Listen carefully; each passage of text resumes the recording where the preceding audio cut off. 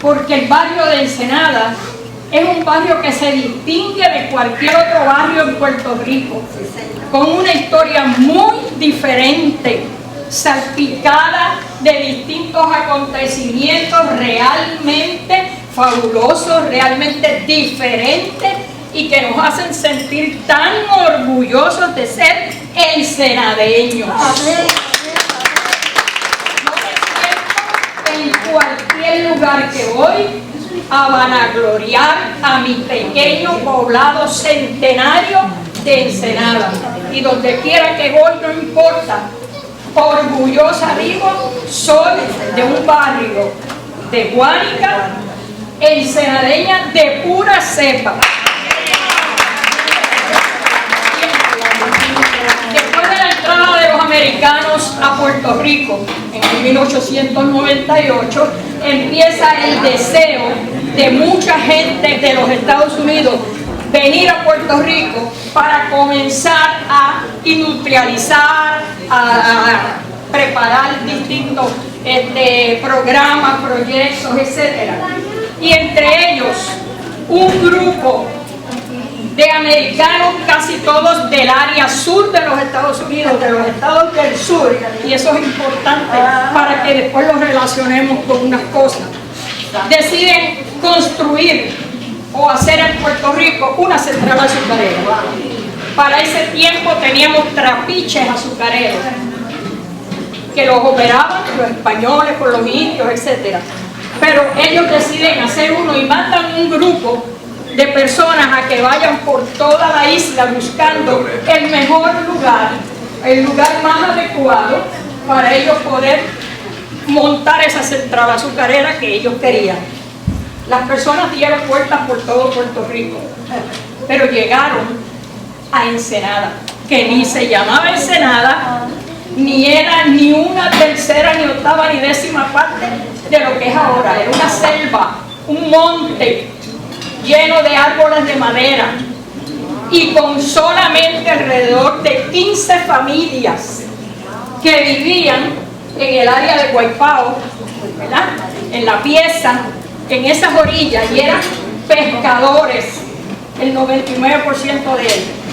Entre ellos, mis tatarabuelos y mis bisabuelos paternos, que son, por eso digo de pura cepa, porque eran de ahí, vinieron de España, los bisabuelos, en esos barcos que traían empleados, etcétera, y se diseminaron por ahí, y allí vivían. Esas 15 familias, gente bien humilde, que vivían, como les digo, de la pesca, de hacer carbón y de ese tipo de trabajo. Cuando esta gente encontraron esa parte de la bahía, le encantó el lugar. Y cuando más al lado ven esa ensenada, que es esa entrada de agua dentro de una bahía, muy buena porque las aguas eran tranquilas, muy fácil para meter los barcos y resguardarlos de una tormenta si venía una tormenta, y sobre todo le llamó la atención un monte, un promontorio de tierra que había hacia afuera de la orilla, que no estaba conectada con la orilla, pero era como un islote. Se le prendió inmediatamente la lamparita y dijeron: este es el lugar perfecto para hacer una industria de azúcar. Inmediatamente se comenzaron las distintas gestiones para conseguir los terrenos. En aquel tiempo no había que pedir permiso a Albany ni nada de esas cosas, ¿verdad? Eso era buscar quién era el dueño, si lo conseguían, y si no, me quedo aquí ya. Y así consiguieron comprar una serie de cuerdas de terreno para establecer la industria azucarera. Obviamente no había mano de obra, no había gente para trabajar, pero una vez las personas empiezan a enterarse, van a hacer una fábrica, van a empezar a tumbar montes y a tumbar todo y a trabajar, empiezan a emigrar las personas de distintos lugares de Puerto Rico, de Estados Unidos, de las islas del Caribe, y empiezan a llegar buscando trabajo, porque el trabajo aquí estaba bien escaso. Así que empiezan a emigrar. Dicen que en la historia de Puerto Rico ese es el éxodo más grande de personas que ha habido. En ningún otro lugar lo hubo como en ese tiempo, y le estoy hablando de 1900. Digo, si me consigo un poquito de agua te lo agradezco. Ok, 1900 aproximadamente. Empieza a nutrirse. Por eso es que decimos que casi el 99% de los enceradeños no son de Ensenada. Vinieron, por lo menos su familia vinieron, después empezaron a crecer y a nacer, y esos son enceradeños nacidos y criados en Ensenada. Pero la mayor parte vino de afuera, ¿verdad? De los pueblos limítrofes, como vinieron los Rivera, que vinieron de Yauco. Y mis abuelos maternos vinieron de Sabana Grande. Y así sucesivamente. Una de las cosas que le dije que le llamó la atención fue ese islote. Inmediatamente ese fue el primer trabajo que se hizo en la central. Unir ese islote a tierra para allí hacer el muelle, porque era el sitio más adecuado. Y ahí se hicieron trabajos en el agua para darle profundidad y que los barcos pudieran entrar, porque eso era lo primero que iba a llegar, barcos con los materiales para hacer esa central. Y empieza el hormigueo, ¿verdad? El montón de gente trabajando, tumbando, construyendo. Después del muelle, pues empiezan inmediatamente las construcciones para hacer un primer molino, para comenzar a moler la caña, ¿verdad? ¿Qué pasa? Toda esa gente que vino no tenía dónde vivir, porque se tenían que ir a quedar en el barrio de Guánica, otros en Laja, otros venían todos los días a caballo, y era fuerte. Así es que la central, visualizando la costumbre de aquella época, como en Inglaterra, que cada vez que una compañía iba a construir una industria, tenían que hacerle las residencias a la gente que iba a trabajar en esa industria. Eso le llamaban company town. Entonces, pues la central empieza a construir ese pueblito. Había muchos obreros. Lo primero que empezaron a hacer fueron unas casitas para los obreros, que le llamamos las casitas amarillas, porque las pintaron todas de amarilla con los techos rojos. Muy bien, mira qué bien. Hicieron unas líneas paralelas frente a la central con esas casitas que tenían algunas una habitación, otras dos habitaciones, sala, comedor, cocina con un fregadero mirando hacia afuera y un baño para dos casas. Todas las casitas compartían ese baño. Luego tenían empleados de cuello blanco, los jefes, y hicieron entonces unas casas un poquito separadas, blancas, pintadas todas de blanco, más bonitas, más grandes, más cómodas, con screens en todos lados, porque los mosquitos estaban que hacían orilla. Dicen, eso era un monte de mosquitos, y eso le llamaron las casas blancas, ¿verdad? Lo último que ellos hicieron, no se hizo en los primeros 3 años, fueron las llamadas casas para los americanos, que la gente le llamaba casas americanas, como si hablara en inglés, ¿verdad? Eran las casas de los americanos. Y les voy a decir por qué fue lo último. Una vez se termina la construcción, y quiero ir rápido porque no le quiero coger mucho tiempo, se decide entonces comenzar con la primera molienda, un 12 de enero de 1903, comenzó la primera molienda en la Central Guánica. Es por eso que nosotros cogimos esa fecha como la fecha de inicio del poblado de Ensenada, en el 1903. Ahora mismo hemos cumplido 110 años, ¿verdad?, de poblado. ¿Qué pasa? Se inicia esa primera zafra, siguen llegando personas, la industria sigue creciendo, y entonces los americanos deciden hacer sus casas de Ensenada para Guánica, porque el viento venía hacia la parte del norte y cogía las casitas amarillas y cogía todo, pero no daba para ese lado, por ello hicieron las casas allá. Después de la primera zafra, ¿verdad? Empezaron a hacer sus casas. Claro, dijimos al principio que la mayor parte de estos americanos vinieron de la zona sur de los Estados Unidos, donde existía, ¿qué cosa? Un prejuicio bastante marcado. Recuerden que en la parte sur, en Alabama, entonces, prejuicio contra los negros, prejuicio, ¿verdad?, grande contra las minorías. Por eso se vio esa división de clases en Ensenada. Los obreros en unas casitas allá, los de blanco acá y los americanos allá. Pero en aquel tiempo eso a la gente no le molestó. ¿Por qué? Porque tenían trabajo, tenían casa, llegó el agua a Ensenada, eso no lo había en ningún otro lugar, llegó la luz, que no lo había en otro sitio, tuvimos un sistema de teléfono que no lo había en ninguna parte, se construyeron entonces todas las facilidades que un pueblo necesitaba, una tienda con comestibles de primera, que llegaban todas las semanas en un barco. La gente le llamaba la tienda grande, porque era la más grande que había en el área. Se llamó Caribe Store, Tiger Store, etc. Pero se quedó como la tienda grande, todavía el edificio está ahí.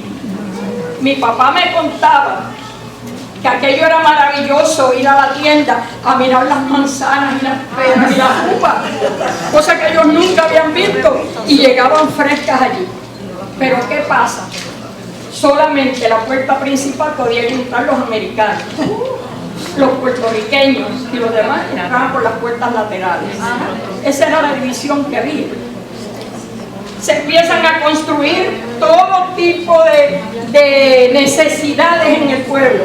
El primer barrio que tiene un correo con su propio área code, ¿verdad? Sí, code. Se construyen hospitales, un hospital para los americanos y un hospital para los puertorriqueños, un club para los puertorriqueños, un club para la gente de cuello blanco, que era el puertorriqueño, y un club de los americanos allá al lado de las casas americanas. Se construyen hoteles porque vienen infinidad de gente a trabajar y no tienen dónde quedarse. Un hotel en la calle donde está el correo ahora en Ensenada, en esa esquina, otro más arriba donde está la cancha, hubo otro hotel para los americanos, etcétera, etcétera. O sea, un pueblo que creció de una forma tan diferente a Guánica, y nosotros éramos un barrio de Guánica, pero ¿qué era Guánica para ese tiempo? Un barrio de Yauco que no tenía ni una cuarta parte de lo que tenía Ensenada. Por lo tanto, empieza entre Ensenada y Guánica como una riña, una envidia, porque Ensenada lo tenía todo, Guánica no tenía nada. Y los muchachos de allá, cada vez que un muchacho de Ensenada iba allá, lo sacaban a pedrar. Y si los de Guánica venían a Ensenada, igualmente, los pedronistas, aunque se fueran para su pueblo, ¿verdad? No querían que las muchachas de allá se enamoraran de los de acá, etc. Allí es que surge eso que le llaman el orgullo ensenadeño. ¿Por qué? Nos sentíamos diferentes, digo, yo no, porque yo nací un poco de Puebla, no ahorita, pero hace unos cuantos añitos, mira que fui maestro de ¿verdad? Ok, pues ¿qué pasa? Esa efervescencia continúa, ese orgullo de que yo soy de Ensenada, lo tengo todo. Se hizo un sistema telegráfico y en Ensenada fue que se supo que venía el huracán San Felipe. No en Guánica, que no tenía nada. Ensenada recibió por primera la información de que venía un huracán. La central complacía a la gente y puso unos micrófonos en ese centro donde tenía el sistema de radio hacia la calle, hacia donde está la tienda grande, y ahí se sentaba toda la gente a escuchar las últimas noticias, a escuchar la pelea de Jack Dempsey en Estados Unidos, que se la narraban y la gente se sentaba ahí a escucharla. Y escuchar toda esa información que llegaba a través del radio o a través del telégrafo. O sea, teníamos de todo. Por lo tanto, nos sentíamos sumamente orgullosos de ser ensenadeños. La industria siguió en un auge bastante desarrollado, fue y se convirtió en la industria azucarera más grande del Caribe.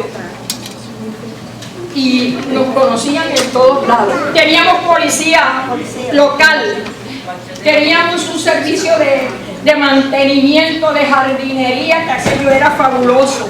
Todas las calles llenas de flores, de árboles bonitos, bien limpias, pero una cosa extraordinaria.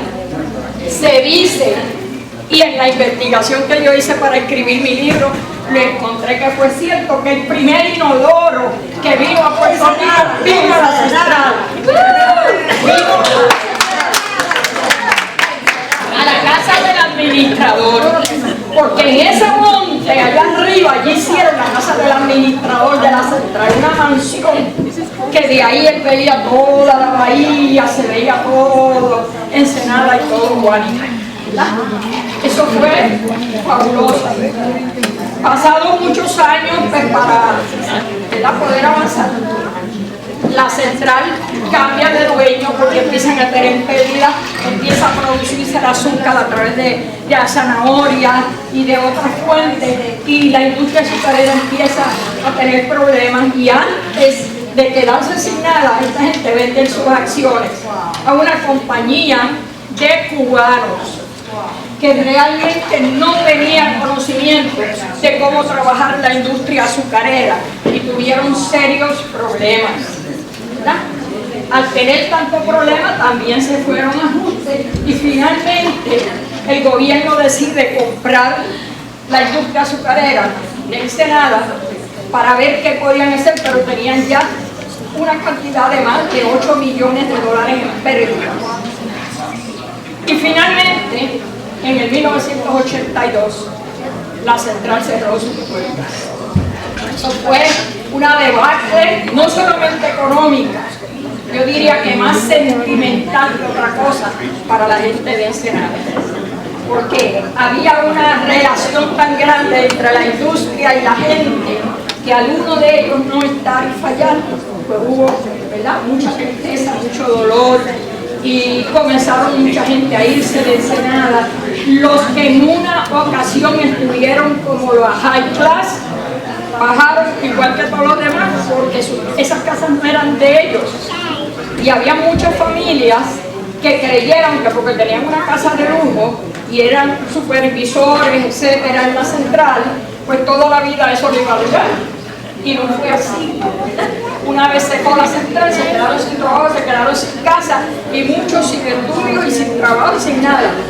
Sin embargo, la gente de los suburbios, de los pueblitos, de los barrios cercanos, la mayoría, los papás hicieron los sacrificios, nos mandaron a estudiar y estudiaron, ¿verdad?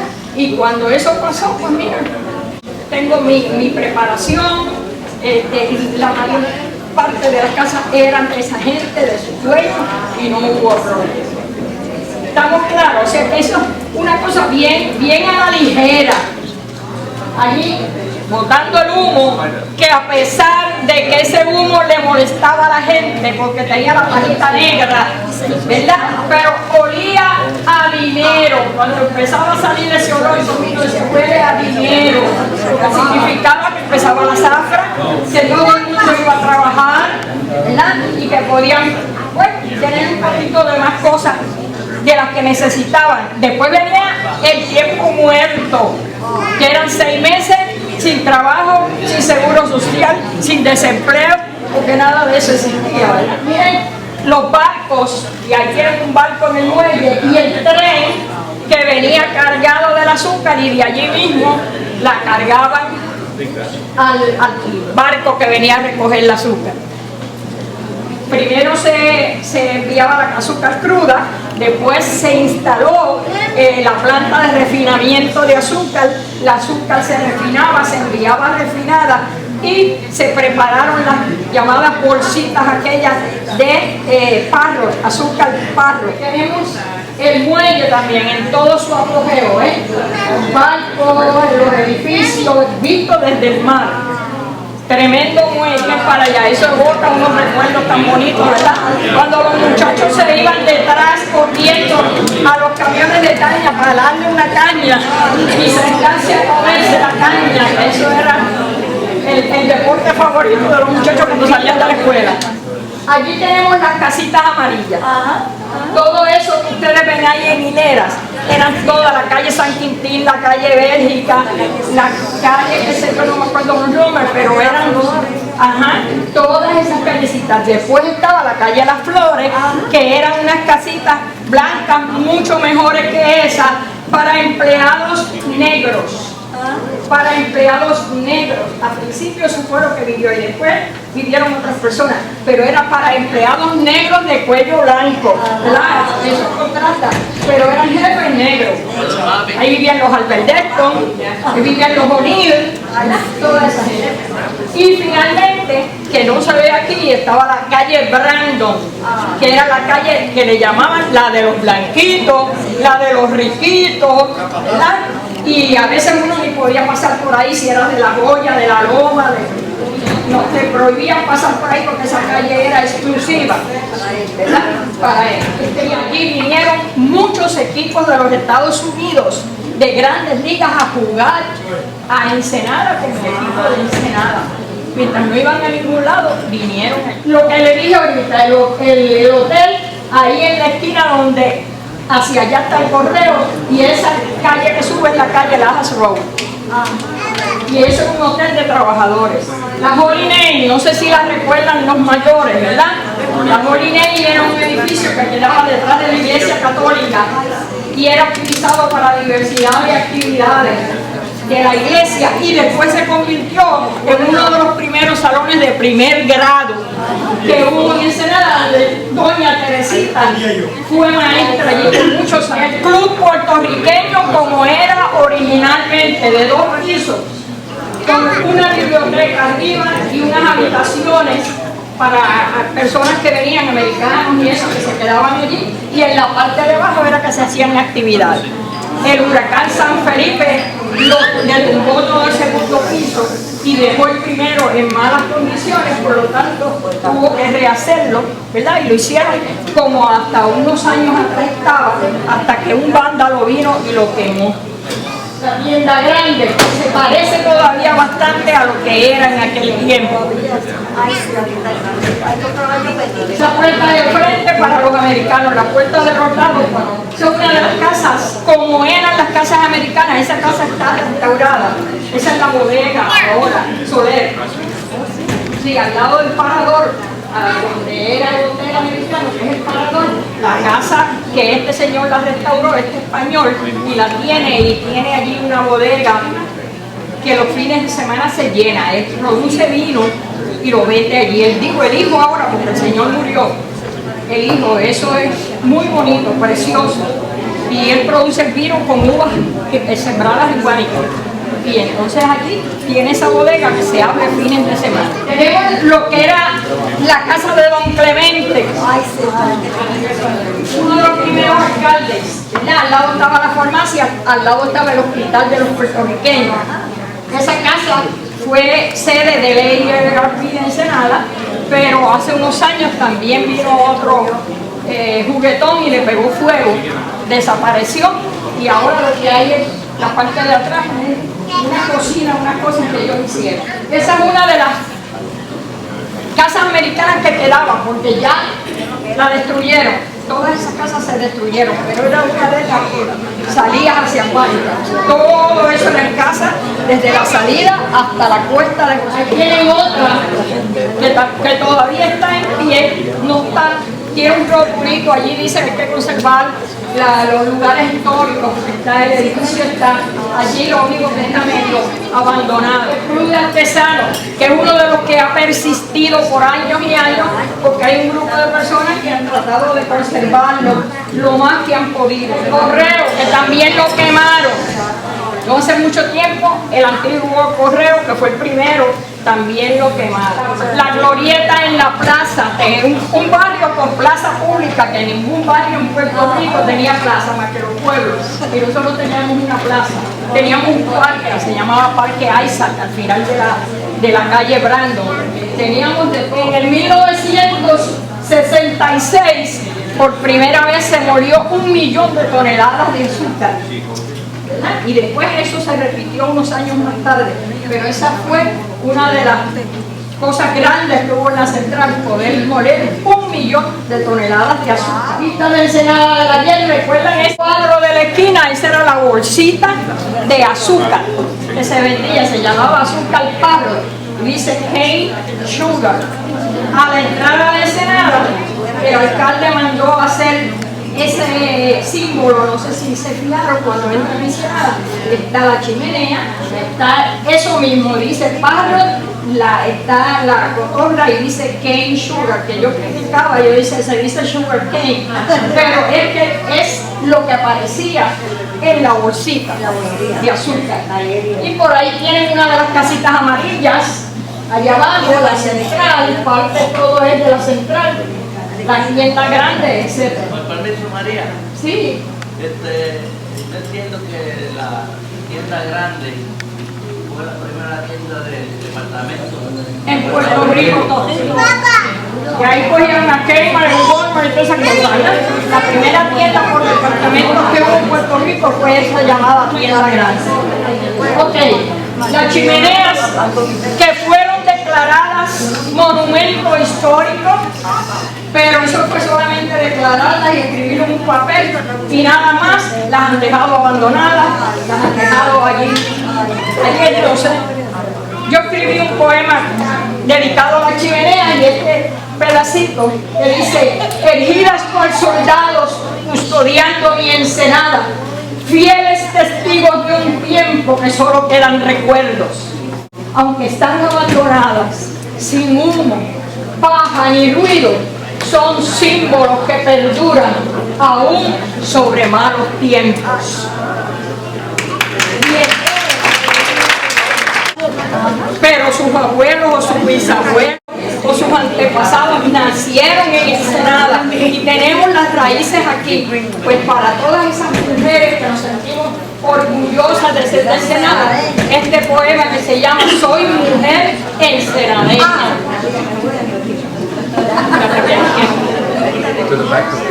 Soy artista aquí, el camarógrafo. 1, 2, 3. Dice: soy natural de Ensenada, un poblado centenario que hizo historia y dio renombre en sus primeros 100 años. De una humilde y sencilla, pero muy rica en amores, dieron brújula a mi vida con buen ejemplo y valores. Con la guajana y la caña como testigos silentes, fui creciendo y aprendiendo de mi barrio y de su gente. El aroma del azúcar, el ruido de la central, las olas del mar Caribe me enseñaron a pensar. A través de mi existencia he tratado de ofrecer lo que Dios me ha permitido como ser humano y mujer. Amén. Lo que escribo no es capricho, ni tampoco vanidad. Son sentimientos que quiero brindar a la humanidad. Que se conozca mi pueblo, que se aprecie su cultura y que estos gestos los repitan generaciones futuras. Sí, Señor. Gracias por reconocer y apreciar mi labor. Ese estímulo a la musa que me otorgó el Creador. Siento orgullo y gran respeto por la mujer borinqueña, pero es honor y un gran reto ser mujer ensenadeña.